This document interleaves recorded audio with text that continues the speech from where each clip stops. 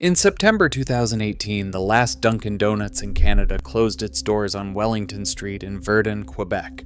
There was no press release, no farewell campaign, no acknowledgement from the American chain that had once operated more than 200 locations across the country. The franchise agreement simply expired and Dunkin chose not to renew it. The manager told customers over the phone, the cup still said Dunkin Donuts on the outside, but the brand had already moved on. A retired regular named Ken Emo told a local reporter he was sad to see it go. A city councilor remembered, as a kid, rummaging through garbage bags of day-old donuts behind the store. A few dozen people who had been coming in every day for 15 years sat in the booths one last time. "It'll take some getting used to," one of them said. "It's a meeting place, you know." Then the doors closed and Tim Hortons had won. That was 8 years ago. This month, Dunkin announced it is coming back to Canada. Not with a handful of test locations, not quietly, with hundreds of stores, with a Canadian operating partner who has 1,200 restaurants already running across the country, with a direct line into the exact demographic that Tim Hortons has been losing for a decade. And the week that announcement dropped, Tim Hortons announced it was hiring 10,000 Canadians. That is not a coincidence. That is a company that just heard footsteps. This is the story of two coffee wars between the same two brands separated by 60 years. Why Dunkin lost the first one. Why the conditions that made Tim Hortons unbeatable in 1998 no longer exist in 2026. And why the company that once ran Dunkin out of the country is now trying to remember what it stood for before it has to defend it. To understand what is happening right now, you have to start with why Dunkin lost the first time. Dunkin Donuts entered Canada in 1961. At its peak, the chain had more than 210 locations in Quebec alone. It was, for a generation of Canadians, particularly in Montreal, the place you went for coffee and a donut. Not a luxury. Not a destination. The same thing Tim Hortons would become in Ontario. A meeting place, a habit, a quarter of the morning. Then Tim Hortons happened. Through the late 1980s and into the 1990s, Tim Hortons expanded aggressively across Canada while Dunkin stood still. Tim Hortons had Ron Joyce, a man who understood franchise systems the way a military commander understands supply lines. He standardized everything. He trained everyone. He built a distribution network that could put a consistent product in a store in Fredericton and a store in Fort McMurray and have them taste identical. Dunkin Brands Canada did the opposite. When franchisees asked for marketing support, they didn't get it.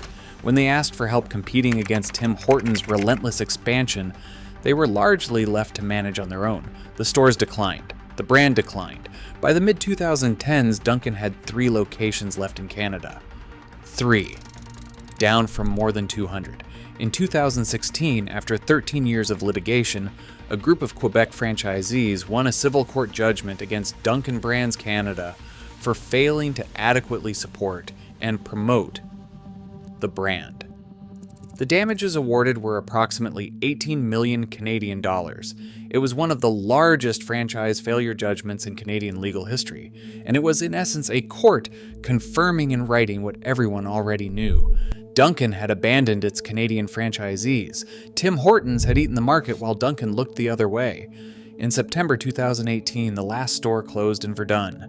Tim Hortons had won. The war was over, except it wasn't. Here is what changed between 2018 and 2026. Not the product, not the price, the owner. In 2014, while Dunkin was losing its last 3 Canadian stores, Tim Hortons was being sold. Sold to 3G Capital, the Brazilian private equity firm that had already applied its cost-cutting formula to Anheuser-Busch, to Heinz, to Kraft. The methodology was not a secret. Identify a company with strong brand equity and high operating costs. Buy it. Cut the costs aggressively. Extract the margin. Report the results to investors. The results at Tim Hortons were predictable. Franchisees, the thousands of individual owners who had staked their savings on the Tim Hortons name, began documenting what they were seeing inside their own stores. Equipment that broke more often. coffee carafes made of thinner glass, hot, holding trays that cracked under normal heat, cups for frozen drinks with walls so thin they crushed when the lid was applied. By 2017, approximately half of all Tim Hortons franchisees in Canada had joined an organization called the Great White North Franchisee Association. Their letter to management said the brand was being destroyed from the inside. They filed lawsuits over a $700 million advertising fund they alleged was being redirected toward corporate overhead. They wrote to the federal government. They used the word destroyed. Meanwhile, in Miami, where Restaurant Brands International, the holding company for Tim Hortons, Burger King, and Popeyes, actually operates its business, the stock was up 40%. The investors were satisfied, the franchisees were not. These were not the same group of people. This is the gap that Dunkin is targeting in 2026. Not the Tim Hortons of 1998, which was untouchable. The Tim Hortons of right now, which is still dominant but no longer emotionally indispensable in the way it once was. The numbers on the surface look strong. Tim Hortons holds approximately 70% of the hot brewed coffee market in Canada. It has nearly 3,900 locations across the country, more than twice the number of Canadian McDonald's locations. Same-store sales in Canada grew 2.8% in 2025, the 19th consecutive quarter of positive results. By any conventional measure, this is a healthy business. But underneath those numbers, something is shifting. Canada's coffee market was valued at $23.6 billion in 2024. It is projected to reach $34 billion by 2034. That growth is not going to Tim Hortons. It is going to the cold beverage category, iced coffee, cold brew, sweet specialty drinks, which skews heavily toward consumers between the ages of 18 and 35. These are the Canadians who grew up with Tim Hortons as a childhood habit, but who, as adults with more options and more opinions about what goes in their cup, have been drifting. In Saskatchewan, McDonald's McCafe is now the preferred choice for takeout coffee. In urban centers across the country, independent specialty cafes are growing faster than any chain. Starbucks holds 24% of the Canadian coffee market among regular coffee drinkers. McCafe holds 14%. The remaining 51% belongs to Tim Hortons, still a majority, still dominant, but a majority that 10 years ago was closer to 70%. A marketing expert at York University's Schulich School of Business put it plainly when Dunkin's return was announced. "I think that Dunkin does represent a real threat," David Pillara told CBC News, especially among younger consumers. While Tim Hortons is often associated with traditional Canadian culture and older demographics, Dunkin carries a more modern and trendy image that may resonate with younger customers. This is the specific wound Dunkin is aiming at. The Dunkin that is returning to Canada in 2026 is not the Dunkin that lost to Tim Hortons in 1998. That Dunkin was led by an American parent company that treated Canada as a secondary market, underfunded its franchisees, and walked away when the going got hard.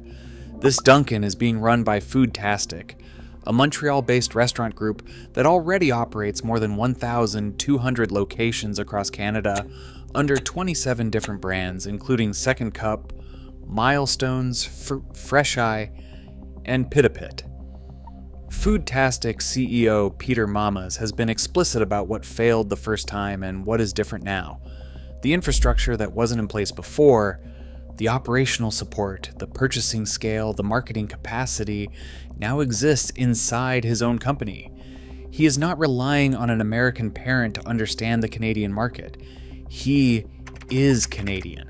He operates in Canada. He knows what the first Dunkin did wrong because he has watched the aftermath for 20 years. The product Dunkin is bringing back is also different. The menu has been rebuilt around cold beverages and espresso-based drinks aimed specifically at younger consumers. The brand's pink and orange aesthetic, which in North America reads as cheerful and accessible rather than dated, has been actively refreshed.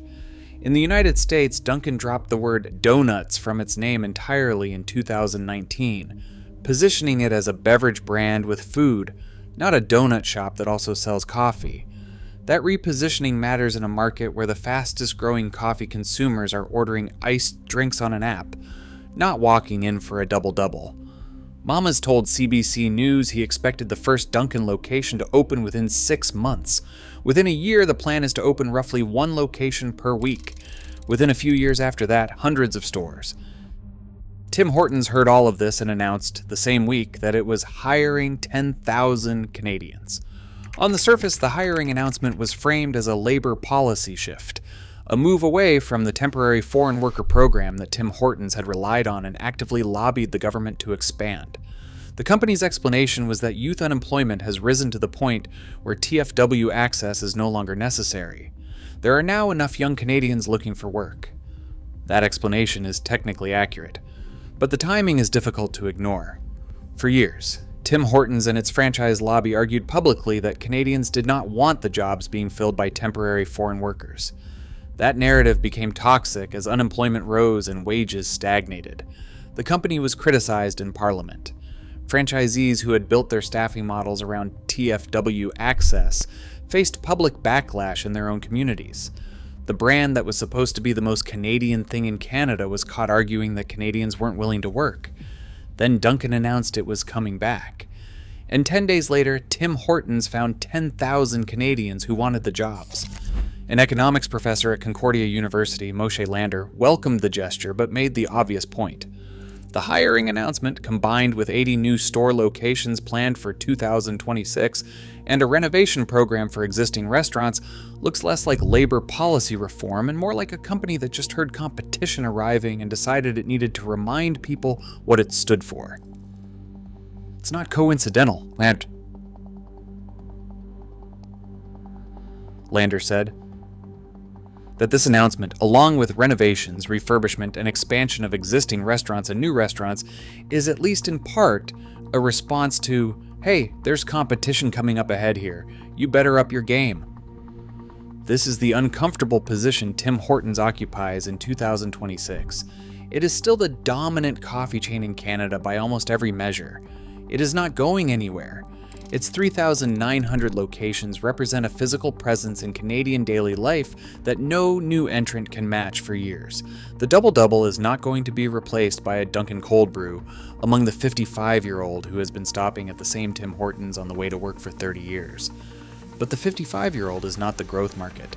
The growth market is the 22-year-old who drinks iced coffee, orders on an app, cares about whether the brand feels authentic, and has no particular loyalty to a chain she associates with her parents' generation and with stories about cheaper glass and thinner cups and a Brazilian investment firm running decisions out of Miami. That 22-year-old is exactly who Dunkin' is coming for. And Tim Hortons knows it. The Tim Biebs collaboration with Justin Bieber, the oat milk lattes, the cold brew program, the 36% of sales now coming through the digital app. These are not accidents. These are a 60-year-old brand trying to hold the attention of a generation that has more options than any previous generation of Canadian coffee drinkers has ever had. The first coffee war between Dunkin' and Tim Hortons ended in 2018 with a closed store in Verdun and a retired regular who said it would take some getting used to. The second one is just beginning.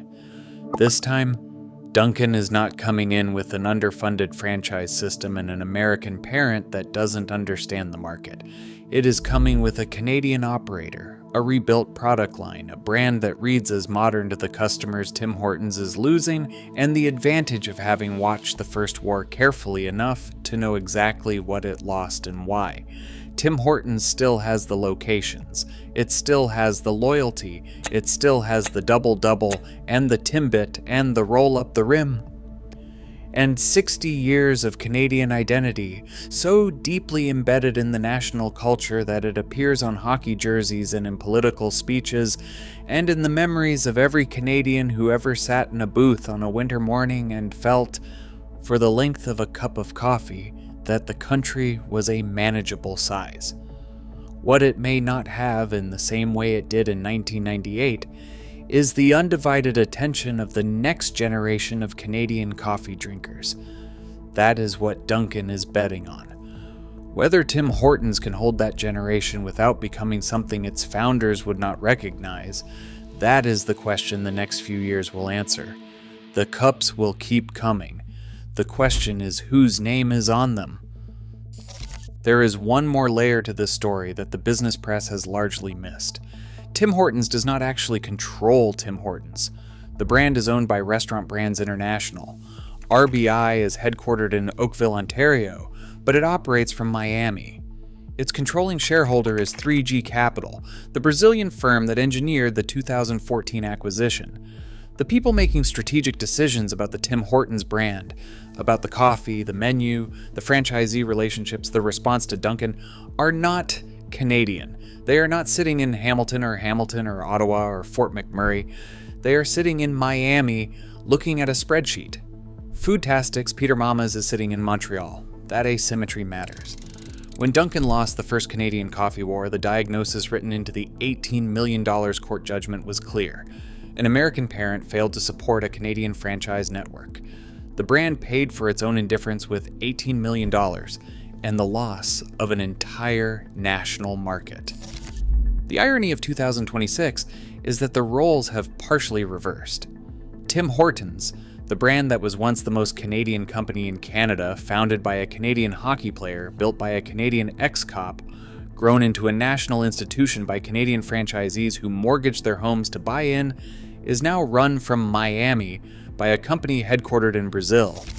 And Dunkin', the American chain that Canada spent decades rejecting, is coming back through a Montreal operator who knows the Canadian market from the inside. The flag on the cup has not changed. The address of the people making decisions about what goes inside, it has. Canadians sense this even when they cannot fully articulate it. The franchisees who formed the Great White North Franchisee Association and said the brand was being destroyed were not wrong about what they were seeing. They were watching a company manage Tim Hortons as an asset to be optimized rather than an institution to be protected. The difference between those two approaches is invisible on a quarterly earnings call and unmistakable inside a store. The 10,000 hiring announcement is an attempt to rewrap the brand in Canadian identity. New local hires, new stores, new renovations. The implicit message to Canadians is, we are still yours. We have always been yours. The question Dunkin' is betting Canadians will ask in return is a simple one. If you were always ours, why were you making decisions about us from Miami? That question does not have a comfortable answer. And it is the kind of question that a well-run Canadian-operated competitor showing up in the right neighborhoods with the right product for the right demographic will make significantly louder just by existing. Tim Hortons won the first coffee war because it was everywhere, it was consistent, and it was genuinely connected to the communities it served. The franchise owners were the community. The product was made fresh every morning. The brand's values and the brand's operations were aligned. What Dunkin' is really betting on is not that Tim Hortons' coffee is worse. It is that the connection between the brand and the community it claims to serve has become thinner than it used to be.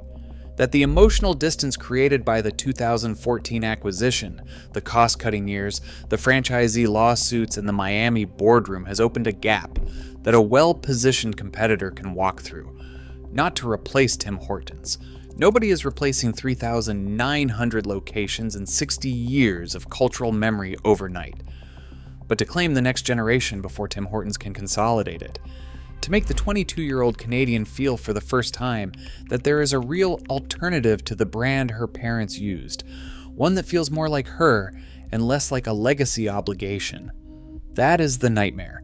Not the donuts, not the coffee, not the price point. The nightmare is losing the next generation before realizing they were already leaving. The last time Dunkin' came to Canada, it surrendered to Tim Hortons without much of a fight. The stores dwindled. The lawsuit was lost. The final customer in Verdun said he was sad to see it go and would take some getting used to.